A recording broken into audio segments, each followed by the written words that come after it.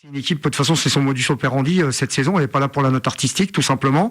Elle avance en grande partie grâce à une très bonne défense. Saliba et Gabriel, pour moi, c'est quand même très fort dans l'axe. Alors parfois, il peut y avoir des prises de risque. Ce que j'ai aimé aussi, c'est que ils sont très forts ces derniers temps. Enfin, ils sont très forts sur coup de pied arrêté.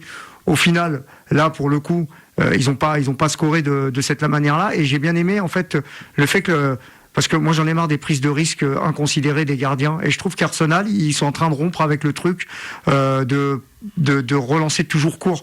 Parfois ils remettent le ballon parce qu'ils ont Gyökeres devant et ils se disent on va allonger. Donc je trouve que cette variété-là, elle est intéressante. Maintenant, effectivement, c'est une équipe qui en manque de confiance, qui est peut-être moins spectaculaire qu'en début de saison ou que l'année dernière, quand elle avait en grande partie dominé le championnat avant de se faire battre.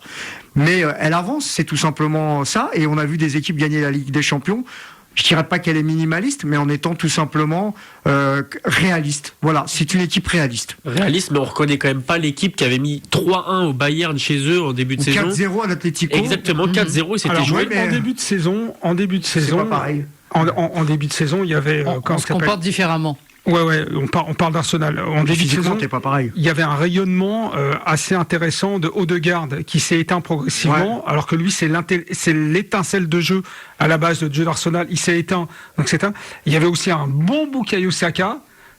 Là, il revient. Bon, il a été blessé. Je pense que c'est parce que quand il est rentré, Bukayo Saka, quand même, il a apporté un peu plus. Et sans l'étincelle créatrice qu'ils avaient au début de saison, parce que tout par-delà, les attaquants, ils les ont, il n'y a pas de souci, que ce soit Martinelli, même Gyökeres, quand il est moyen, Martinelli, Trossard, il y a vraiment une vraie force de frappe, mais s'il n'y a pas l'étincelle au milieu de terrain, ça devient une équipe quelconque, mais heureusement, et là je suis d'accord avec Nabil, c'est solide derrière, donc on s'évite toute désillusion. Mais il y avait le pétillant début de saison d'Arsenal qu'on ne retrouve pas en fin de saison, mais inversement, on retrouve quand même une grande stabilité qu'on ne connaissait pas d'Arsenal. Et je pense qu'aussi, une bonne fois pour toutes, il faut arrêter de considérer Arsenal comme on l'a considéré pendant des années, c'est-à-dire le football champagne, les Frenchies, Non, c'est bon, là on est en 2026, c'est Arteta, c'est plus réaliste, c'est plus direct, c'est plus après, froid, ça plaît ou ça plaît pas, mais et on veut un résultat. voilà, après ils ont un avantage. Ils sont en course encore pour le titre de champion, ils n'ont pas abdiqué, et ils sont en demi-finale, faut pas l'oublier. Et après, ils ont un avantage quand même, je trouve, sur l'Atlético Madrid, voire même sur le PSG, s'ils devaient se rencontrer, c'est leur banc de touche. C'est-à-dire que là, à un moment, ils rentrent quand même. Vous avez parlé tout à l'heure. Les trois. Gabriel Jesus, Trossard et Saka. Donc, de l'autre côté, il n'y a pas les. Eze qui est quand même un joueur spectaculaire, qui a une conduite de balle magnifique. Et de l'autre côté, ils n'ont pas du tout l'équivalent. Et en plus, t'en parlais tout à l'heure à juste titre, s'ils devaient perdre Alvarez, bon, là, ça voudrait dire qu'ils mettent le coffre en force. C'est-à-dire qu'ils y vont, c'est-à-dire qu'ils vont pas jouer. Les pédos, quoi. Et ils vont espérer que Lookman fasse un coup, et puis voilà, quoi. Il y a Sorloth, faut pas l'oublier non plus. Oui, il y a Sorloth, mais bon. L'homme du match? Eh bien, l'homme du match, ce soir, c'était Antoine Griezmann, qui est ressorti du terrain avec son petit trophée. Et on va l'entendre, Antoine Griezmann, parce que, pour ce qui est du Metropolitano, c'était son dernier match européen sous les couleurs des Colchoneros. Très heureux, c'est vrai que beaucoup d'émotions quand on est rentré, les supporters ont lancé les papiers sur le terrain, c'était très beau, magnifique à voir depuis le terrain et voilà, j'ai bien gravé ça dans ma tête, dans le cœur et puis après on a dû jouer au foot. Et oui, Antoine Griezmann, bon match. Déjà, il a joué tout le match. Exactement. Il approche 90 plus 6. Voilà. Il approche des 35 ans. C'est une demi-finale, c'est-à-dire haute intensité. Il a joué juste. Il a perdu très peu de ballons. Il a su se montrer dangereux. Et bon voilà, évidemment, on espère à la fois une victoire et puis sortir à 2 minutes de la fin sous les applaudissements du public. Non, mais là en plus ça confirme un peu dans ses propos, le ton de ses propos, c'est genre ok, c'est le dernier match au Metropolitano, mais il y a un match retour et je serai là. Et ben justement, il en a parlé du match retour. Ça va être un match pareil, je pense. Bien travailler tactiquement. On a réglé 2-3 trucs à la mi-temps pour notre pression, surtout côté gauche, et ça nous a fait du bien parce qu'on est rentrer avec une autre attitude, une autre pression, donc voilà, garder cette deuxième mi-temps et faire la même là-bas. Il parle pas comme un retraité, c'est clair. Non, mais c'est bien de rappeler qu'à 35 ans, alors que d'autres sont dans d'autres contrées en retraite prédorée, alors ils font ce qu'ils veulent. Être au niveau physiquement, c'est quand même assez spectaculaire quand on voit l'intensité qu'il fallait mettre au milieu de terrain pour gagner le combat face à une équipe qui est solide comme Arsenal. Je trouve qu'il a quand même apporté de la création en accélérant parfois le jeu, en Perd pas ayant un ballon, hein. Ouais, il a une belle conservation et puis encore une fois, il a su se projeter et montrer que c'était un joueur intéressant dans la surface parce que s'il marque le but là, ça se joue à rien. Il va chercher la barre Ouais. c'est le coin quasiment. Hein, c'est la toile. Légèrement derrière, légèrement dans des équilibres. Donc lui, il a fait son match, il a rempli son contrat ce soir Ouais. quasiment. Hein. Et Stéphane, ce qu'on peut se dire finalement, c'est que ces deux équipes qui se sont observées pendant ces 90 minutes et qui se sont beaucoup regardées, elles vont jouer. Ça va être la prolongation de tout ça. Pareil là-bas du côté de Londres. Ah bah je vois la même physionomie du match, hein, dans tous les cas. Peut-être que... L'Atlético, je les vois encore plus défensifs. C'est possible. Bah, s'ils n'ont pas Alvarez, c'est possible que là, pour le coup, il y ait vraiment deux lignes de 5 et que ça bétonne, que ça mette le bus.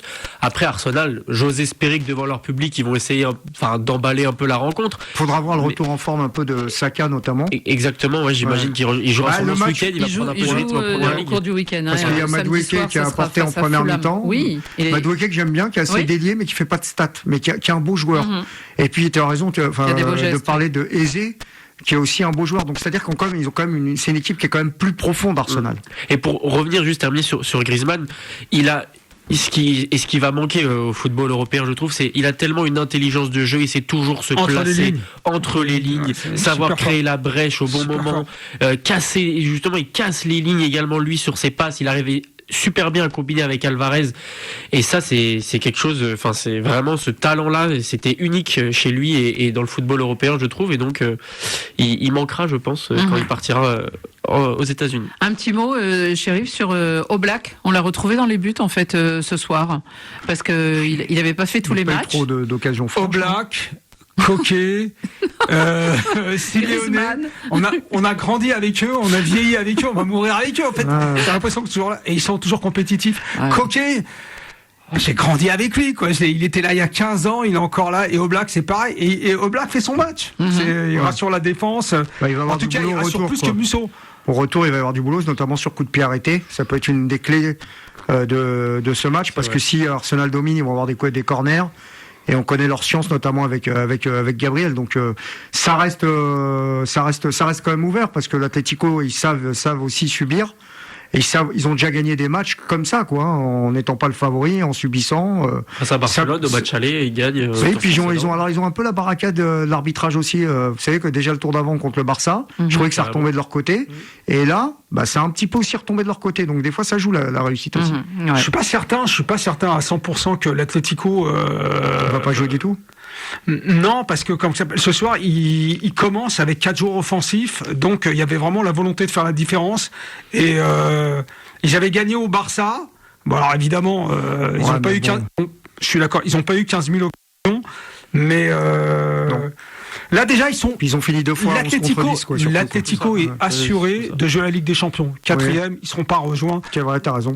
C'est fait, ça y est, ils sont en Ligue des Champions l'année prochaine, le contrat est rempli. Bon, dommage, ils ont perdu la Copa del Rey contre la Real Sociedad, mais qu'est-ce qu'ils ont à perdre? Moi, je suis pas certain que l'Atlético va bétonner derrière et jouer le 0-0. Je suis pas certain du tout. T'as raison, c'est De possible. toute façon, c'est Arsenal qui a la pression. Hein. Oui, Absolument. c'est Arsenal Ouais, qui a- à domicile. Pour le coup, Arsenal a Ouais, mais a ils ont tout la à pression, perdre. mais ok, il faut ils ont un but suffit. Ils partent pas avec un handicap. Ah non. C'est-à-dire Ah non. disons qu'ils sont en ballottage légèrement favorable, Oui. quoi. Mhm. Voilà. Ouais, C'est pas de différence. Donc, Ouais, ils ont rien à remonter, hein, Là, du coup. tout se jouera effectivement au match retour. Voilà pour ce qui est donc de cette rencontre qui a eu lieu ce soir à Madrid au stade Metropolitano. Et nous, eh bien, on va retourner vers le match qui a eu lieu hier. Et c'était dans la première partie de Radio Foot avec Dominique Sévrac, avec Cédric d'Oliveira qui était au stade hier soir, mais aussi avec Bruno Constant. Eh bien, nous avons évoqué ce Paris Saint-Germain-Bayern Munich. Était-ce un match de légende ou pas? Il y a peut-être la réponse.